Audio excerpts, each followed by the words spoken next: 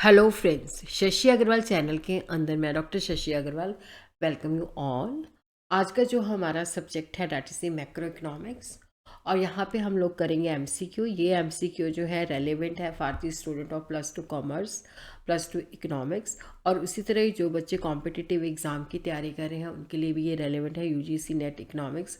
और जिस तरह से वो एंट्रेंस एग्ज़ाम की तैयारी कर रहे हैं तो उनके लिए भी ये रेलेवेंट है। अगर आपको मेरा ये एफर्ट सही लगता है तो डू लाइक माई वीडियो, इसको शेयर कीजिए और मेरे चैनल शशि अग्रवाल को सब्सक्राइब कीजिए।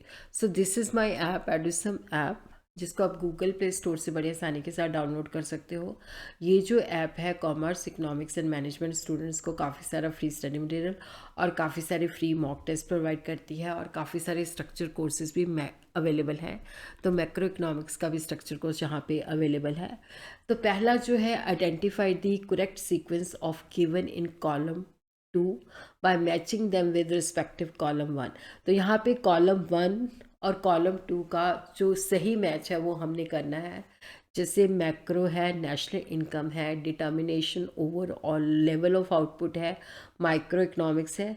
तो यहाँ पे हम देखते हैं कि जो माइक्रो, यहाँ पे हम देखते हैं जैसे मैक्रो का आगे लिखा हुआ है limited degree of aggregation of economic variable, national income, central issue of macro economics, determination over all level of output means large, micro economics A macro economic variable.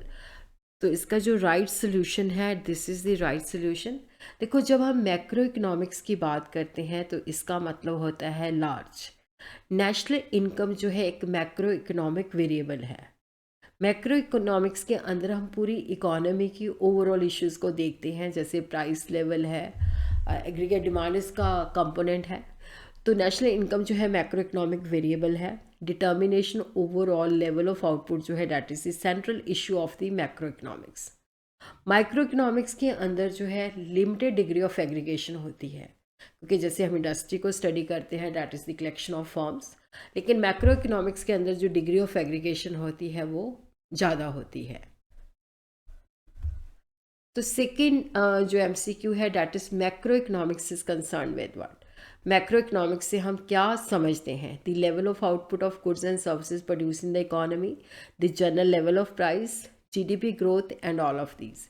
देखो, जो मैक्रो इकोनॉमिक्स है जिसके अंदर हम इकोनॉमी की overall issues को, जो economy की प्रॉब्लम्स को स्टडी करते हैं, level of output of goods and services produce in the economy, general level of prices, इसको भी स्टडी करते हैं, जीडीपी ग्रोथ को भी स्टडी करते हैं। तो answer is D, all of these. तो macro economics is concern with all of these. Classification of goods depends upon consumption of goods, production of goods, first use of goods and use of goods. देखो, यहाँ पे जो goods हैं उनको हम classify कर सकते हैं consumer goods, consumer goods, capital goods, producer goods, intermediate goods.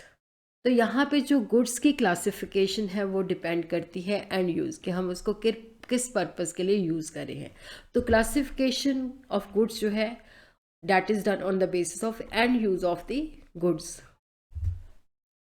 Food processor is used by household in their kitchen is an example of capital good, intermediate goods, consumption good, none of these। क्योंकि देखो, जो consumption goods होती हैं वो हमारी ज़रूरतों को पूरा करती हैं, तो फूड प्रोसेसर जो है that is A consumption goods.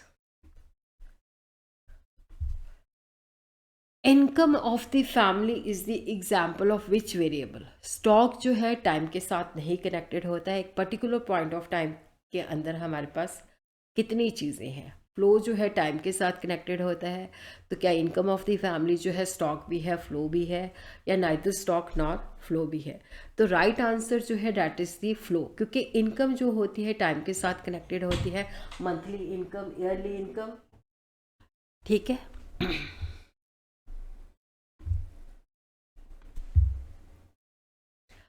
Stock और फ्लो की ये एग्जाम्पल है। When we talk about this stock, it refer to the value of variable at a particular point of time.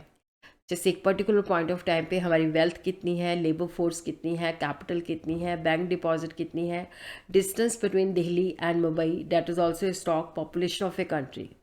Flow का मतलब होता है कि ड्यूरिंग पीरियड ऑफ टाइम जो है वैल्यू ऑफ वेरिएबल जो मतलब एक पीरियड ऑफ टाइम के साथ कनेक्टेड है। फ्लो हमेशा टाइम के साथ होता है, जैसे इनकम है, speed of car going for from Delhi to Mumbai, number of birth, interest on capital. और उसी तरह क्या है कि जो leakage of water from the overhead tank.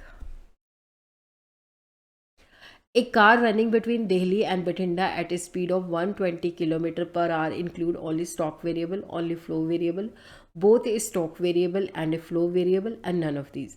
The right answer is कि देखो जो डिस्टेंस है दिल्ली और बठिंडा के अंदर डैट इज़ ए स्टॉक, लेकिन जो स्पीड है 120 किलोमीटर पर आवर जो टाइम के साथ कनेक्टेड है तो डैट इज़ ए फ्लो।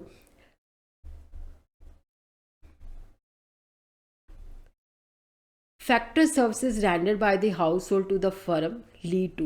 देखो जब हाउस होल्ड सेक्टर जो है फर्म को सर्विसेज प्रोवाइड करता है, is it a real flow, money flow, service flow, both real flow and service flow. The right answer is real flow. देखो यहाँ पे हम एज्यूम करते हैं इकोनॉमी के अंदर दो सेक्टर हैं, हाउस होल्ड सेक्टर है, प्रोड्यूसर सेक्टर है। तो हाउस होल्ड सेक्टर जो है फैक्टर सर्विसेज प्रोवाइड करता है, जैसे कि land, labour, capital and entrepreneur. उसी तरह जो प्रोड्यूसर है वो गुड्स प्रोड्यूस करता है और फर्म जो है हाउस होल्ड सेक्टर को सेल करती है। तो these are the real flow. देखो मनी फ्लो होता है कि जब वहाँ पे हाउस होल्ड सेक्टर जो है जो चीज़ें खरीदता है उसका भुगतान करता है मनी के रूप में। जैसे एक्सपेंड जो हाउस होल्ड सेक्टर है जब ये प्रोड्यूसर सेक्टर की जो चीज़ें हैं उसको परचेज़ करता है, उस पर खर्चा करता है, तब हम कहते हैं कि ये मनी फ्लो है। Money flow refer to the flow of money across different sectors of the economy. उसी तरह प्रोड्यूसर सेक्टर जो है हाउस होल्ड सेक्टर को जो उसने फैक्टर रेंडर की है उसकी पेमेंट प्रोवाइड करता है।